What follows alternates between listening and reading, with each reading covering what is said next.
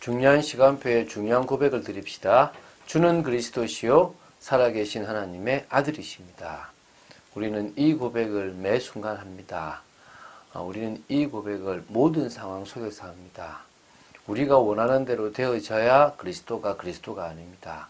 우리와 상관없이 우리의 계획과 우리의 생각과 상관없이 되어진다 하더라도 우리가 바라는 모습이 없다 하고 오히려 세상적으로 실패가 된다 하더라도 그리스도는 모든 문제 해결입니다. 내가 그리스도를 알았다는 것은 그 모든 실패처럼 보이는 것이 나를 절대 멸망시킬 수 없다는 것입니다. 할렐루야. 그리스도 안에 있으면 우리의 미래는 보장되어 있습니다. 이 세상에서 실패하는 인생을 살아간다 할지라도 우리는 영원한 천국을 보장받은 믿음의 사람들입니다. 그 축복을 누리고 살아간 여러분 되셔야 될 줄을 믿습니다. 오늘도 그 축복을 누린 여러분 되시기를 주 예수 그리스도 이름으로 축원드립니다. 자, 고린도전서 2장 12절부터 17절 말씀을 볼 것입니다. 자, 이제 고린도후서 2장 12절부터 7장 16절까지를 볼 건데요. 보다 이제 본질적인 문제를 다루고 있습니다. 어떤 거냐면 바울 자신의 사도직과 사도로서의 직무 수행에 대해서 바울은 변호하고 있다고 보시면 됩니다. 이 고린도후서 2장 12절부터 7장 16절까지를 이제 전반부와 후반부로 나눌 수가 있는데요. 2장 12절부터 5장 10절까지를 전반부로 보면 되고요. 5장 11절부터 7장 16절까지를 후반부로 보시면 됩니다. 이 후반부인 고린도후서 5장 11절부터 7장 16절까지는요. 화목해 하는 직책으로서의 사도직의 본질적 목적 또 혹은 그 성격을 설명하고 있습니다.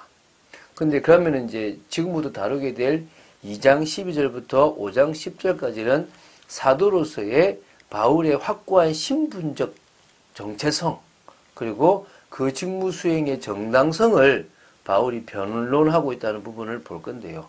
한마디로 사도직, 사도의 직무를 지금 계속 지금 이 7장까지 설명을 할 거라는 것입니다. 자, 오늘 보게 될 것이 이제 2장 12절부터 17절까지입니다. 이제 마게도냐 여정으로 가게 된 것을 회상합니다. 왜 내가 마게도냐로 가게 돼 있는지를 회상하고요. 또 그리고 이제 자신의 사도직에 대해서 바울이 인식했던 것과 기본 자세에 대해서 이제 알려주는데요. 좀 생각할 게 있습니다.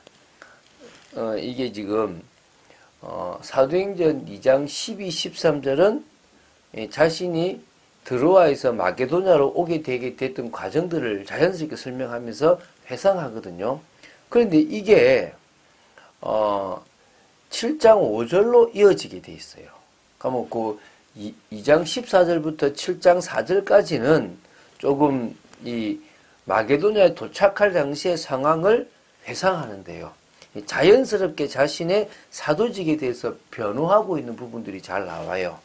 그래서 바울은 자신의 사도직을 변호하는 첫 부분에서 자신은 사도의 직무를 어디서나 그리스도를 나타내는 그리스도의 향기로 인식하고 있는 부분들이 있는데 오늘 그 부분을 조금 이렇게 2장 12절부터 17절까지를 보게 될 것입니다. 좀 계속적으로 서론에 요렇다는 부분들을 자꾸 이야기하는데요. 그러니까 한마디로 첫 번째 뭐냐면 바울이 고린도 지역을 이렇게 방문하는 것들을 자꾸 변경하게 된 것에 대한 변명이라면 이제는 뭡니까? 사도직에 대한 변명과 또 사도 직무로서 자신의 역할에 대한 것들을 지금 이제 이야기하는 부분이라고 보시면 됩니다. 자, 우리 12, 13절을 먼저 보겠습니다. 내가 그리스도의 복음을 위하여 드로아에 이름에 주 안에서 문이 내게 열렸을 때 내가 내 형제 디도를 만나지 못하므로 내 심령이 편하지 못하여 그들을 작별하고 마게도냐로 갔노라. 지금 바울은요 드로아에 간 이야기를 합니다. 우리가 보통 많이 알고 있는 것은 사도행전 16장 8절부터 11절에 나오는 드로아의 밤에서의 그 드로아인데 이것은 2차 전도 여행을 하는 그 시작되는 시점, 좀 현재 얼마 안 되는 시점에서 이제 드로아에서 아시아로 가려고 하는 그를 마게도냐로 인도하게 되는 그 환장을 보게 되는데요. 여기서는 그때 드로아가 아닙니다. 지금은 제3차 전도 여행이 진행 중인 AD 58년경으로 보시면 됩니다. 이때 마게도냐를 거쳐 고린도로 다시 들어가는 길에 드로아에 들른 사건을 지금 이제 가리킵니다. 그래서 이제 어찌 보면 이 고린도를 그러니까 드로아를 지났다가 이제 마게도냐로 들어가는데요. 이게 좀 빨리 간 것 같아요. 왜냐하면 에베소에서 데메드리오 사건, 사도행전 19장 23절부터 41절 때문에 급하게 에베소를 떠나야 되는 상황이 생겨서 예정보다 빨리 드로아로 간 것 같아요. 그러다 보니까 드로아에서 누구를 만나기로 했냐면 이 13절 보면 형제 디도를 만나지 못했다는 표현을 볼 때 디도를 만나려고 했던 것 같아요. 왜? 디도 편에 눈물의 편지를 보냈는데 그 편지를 가지고 간 디도가 답을 가지고 오기로 했는데 그걸 듣고 싶은데 못 만난 겁니다. 자기 좀 빨리 온 거죠. 그래서 결국은 거기 와서 이제 나중에 이제 마게도냐로 가게 되는데 그 사이에 참 전도자 아닙니까? 드로아에 디도를 만나러 온 그 사이에 복음의 문이 열려버린 겁니다. 참 전도자는 어디 가나 문이 열려. 근데 거기서 너무 지금 디도를 기다리고 디도를 통하여 고린도 그 교회의 형편을 듣고 싶은 마음이 너무 간절해가지고 심령이 편하지 못한 겁니다. 그래서 전도문이 많이 열렸는데 많은 전도를 하지 못하고 작별하고 다시 마게도냐로 가게 된. 왜? 마게도냐에 아마 디도가 있을 거라고 예상이 되어졌기 때문에 갔다고 보시면 되겠죠. 자, 14절을 보겠습니다. 갑자기 좀 바뀝니다, 이게. 요 2장 13절 뒤에 7장 5절로 이렇게 이어진다고 보시면 되고, 요 14절부터 7장 4절까지는 마게도냐에서의 어떤 회상이라고 보시면 됩니다. 항상 우리를 그리스도 안에서 이기게 하시고 우리로 말미암아 각처에서 그리스도를 아는 냄새를 나타내시는 하나님께 감사하노라. 자, 바울의 초조한 어떤 심령이 기록되어 있는 13절과는 좀 완전 다르게 14절부터 17절까지는요. 지금 어떤 자기가 사도라는 것에 대한 어떤 감격과 감사 또 자신의 사명에 대한 확신들이 지금 나타납니다. 하나님께 감사한다 이렇게 얘기하는 겁니다. 이 급격한 반전이라고 볼 수 있지 않습니까? 그것은 아마 마게도냐를 도착했을 때 디도를 만난 것 같아요. 디도를 만나다 보니까 디도를 통하여 고린도 교회의 사정을 듣게 되고 고린도 교회가 자신이 보낸 그 눈물의 편지로 말미암아 회개하고 돌아섬으로 말미암아 참 내가 사도라는 것이 감사하고 감격되었겠죠.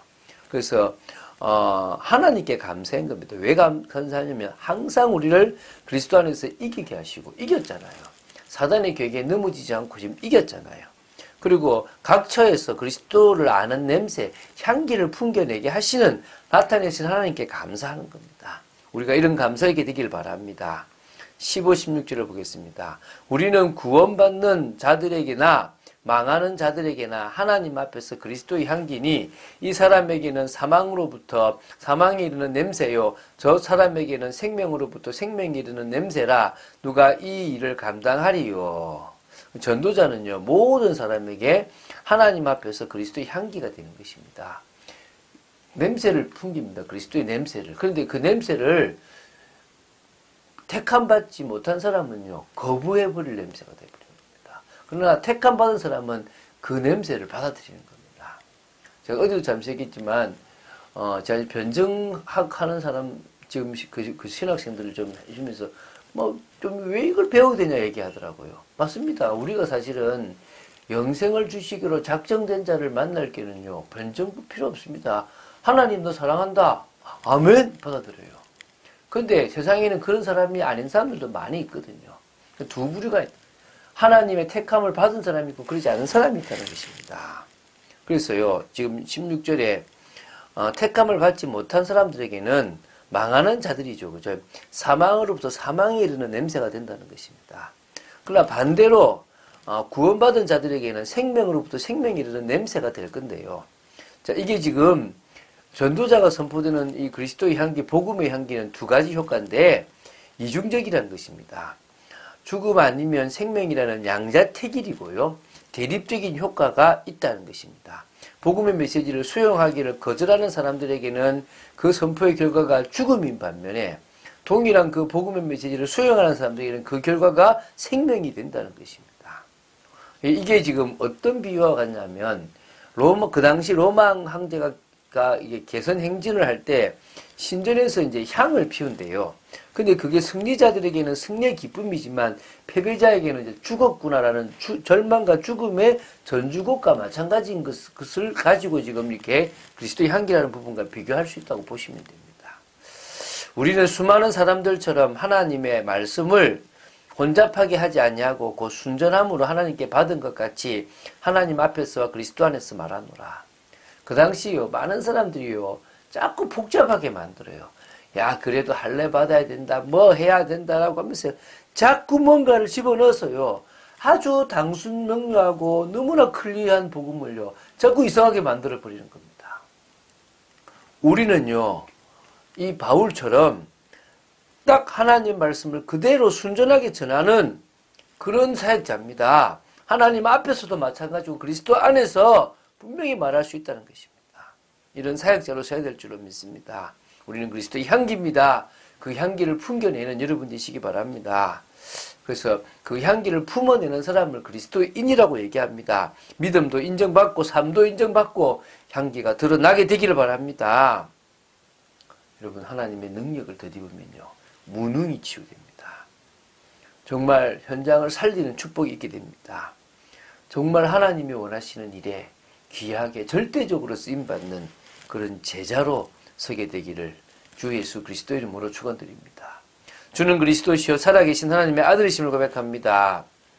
바울도 자신의 삶을 회상하면서 막 심령이 너무나 이렇게 막 힘들었었던 상황들도 있었고 또 오해 때문에 정말 가슴 아팠던 부분들도 있음을 봅니다.